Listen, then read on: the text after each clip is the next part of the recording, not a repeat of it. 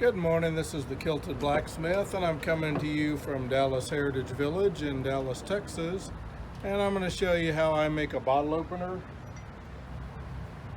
from an 11/16 wrench. So the tools we're going to use today are this is a basic Harbor Freight chisel, but what I've done is I've ground the point off of it, and it's got nice sharp corners on it. It's completely flat on top. This is a 3/4 inch. Occasionally I'll use an inch also. I got this big kingpin drift, a copper hammer because I really am not a big fan of striking the hardened tool with a hardened hammer, and then a rounding hammer, and those are pretty much the only tools we're going to need today.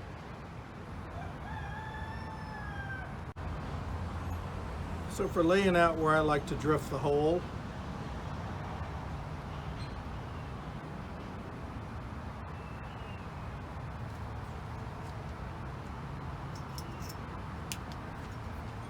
right about there, so I'm coming in,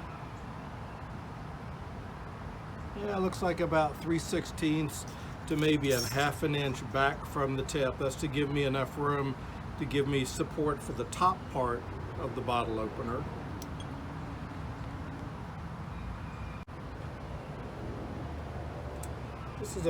Drifting is about the only operation where I wear a glove, and that's only because I'm holding my hand right over the hot metal while I'm drifting.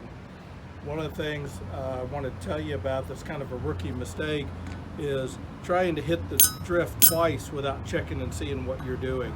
Invariably what happens is you're going to get one good strike, the drift's going to bounce a little bit, and you're going to end up double hitting, and so you're going to have, instead of having a nice deep impression, you're going to have kind of parallel lines in there. So until I've got enough of a depression that when I put my punch or my drift in, I can actually feel that it's not going to move around, I'm going to strike, I'm going to reposition, and then strike again. So I'll probably do that for about the first 3 or 4 hits until I get a good depression in the material.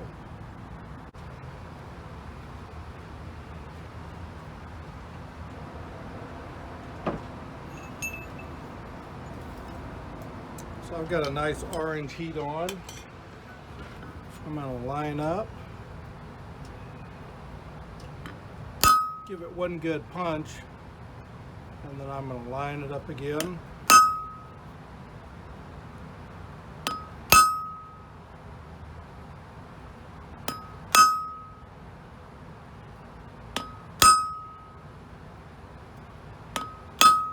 And now on this next heat, I've got enough of a depression that I'll only need to pick up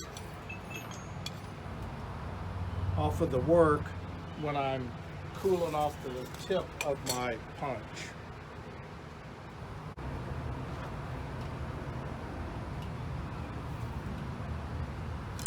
Alright, so we're back out now. We'll line up in our little depression.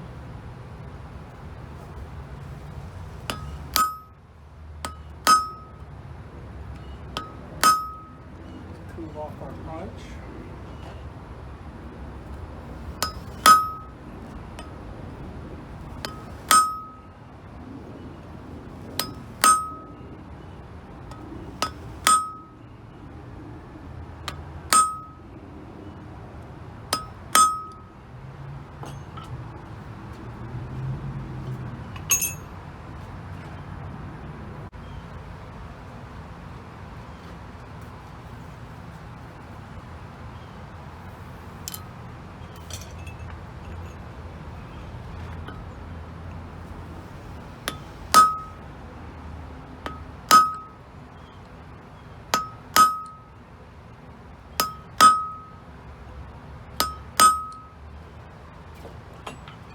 I like to keep punching until I feel like I'm no longer hitting soft metal, so I'm actually feeling the anvil underneath the punch. But now you can see my mark. So we'll just start coming from the other side.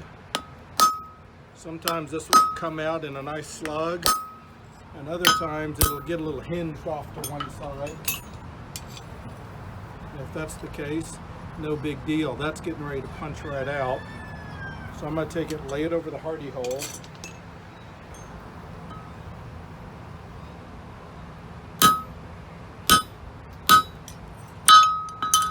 And there we go. So the slug's out. We've got pretty nice smooth corners on here, so let's throw it back in for another heat.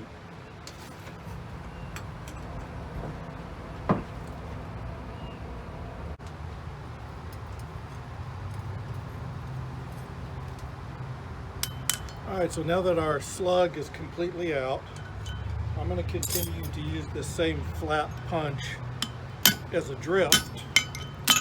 And I'm going to start drifting that hole out. But one of the things I want to do is I want to drift from both sides.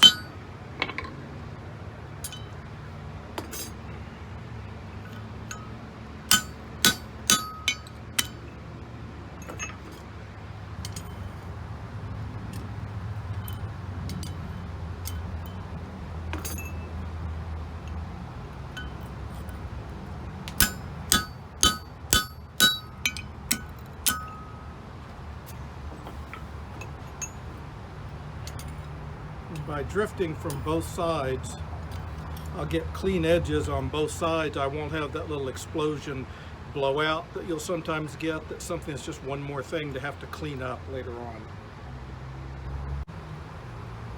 So now I'm switching over to a round drift. And I'm going to do pretty much the same thing, as I'm going to drift from both sides.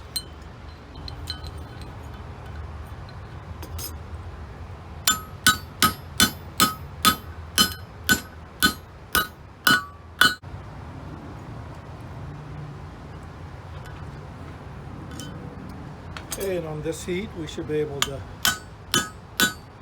run the drift all the way through.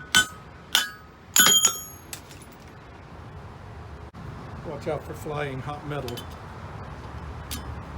Now we'll just give it a couple taps, clean it up. And then there's our fully drifted hole. And then these couple little cat ears, you can leave them on there if you want to, but we're going to, on this next heat, hammer them back down in. You can also pre-grind these off if you want to, but it's really not necessary.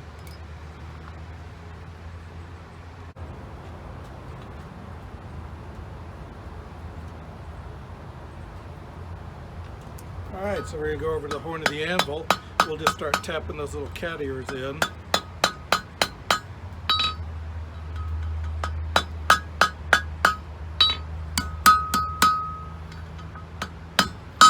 We'll just start working our way around, enlarging our hole and evening up the metal.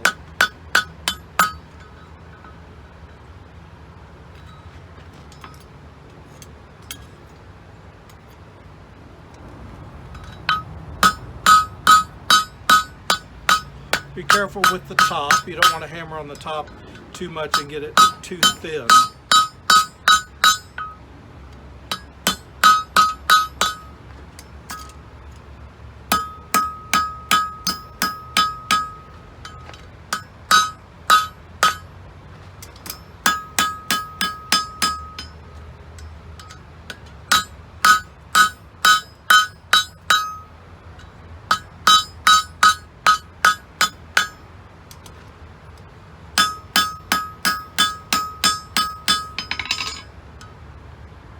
And there we go. We're a little high on this side. We'll give it one more heat.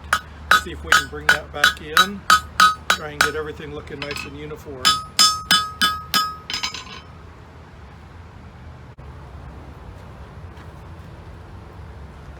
So at this point, we're really not wanting to move much material. So we're going with pretty light hammer blows.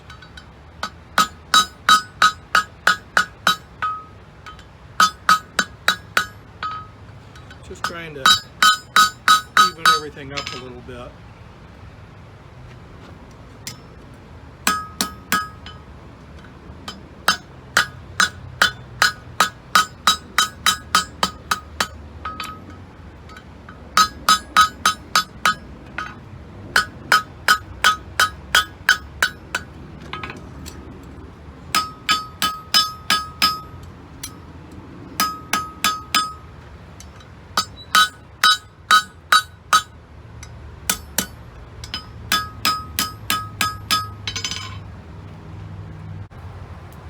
There's another mistake that's real easy to make when you're heating this up to raise up your lifting tab.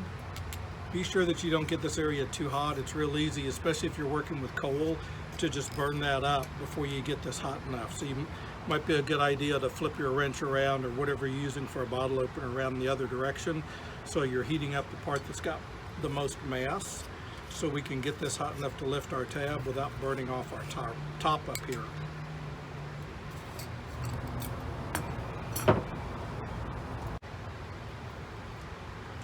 Alright, so here's how I form the lifting tab. I use just a regular ball peen hammer.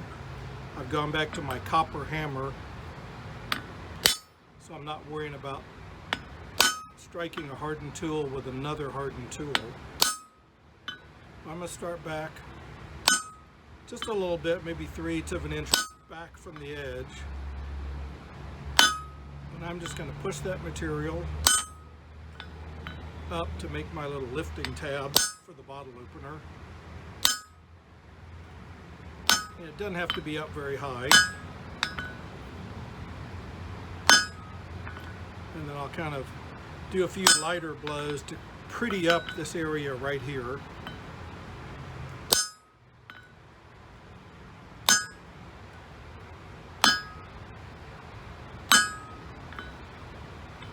All right.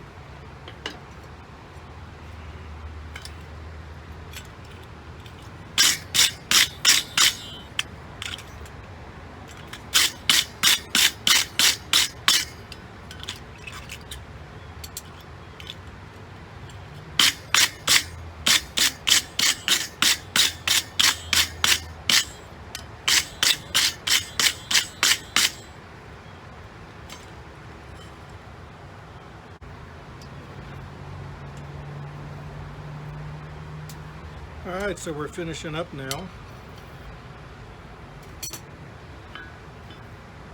We'll put our touch mark on it.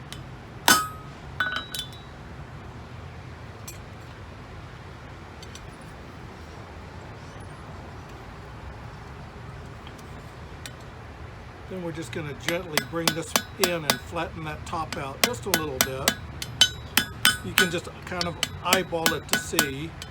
You want to have a good, clean, aesthetic look, but you also have to have a bottle to test it to make sure that it will actually catch the top of the bottle.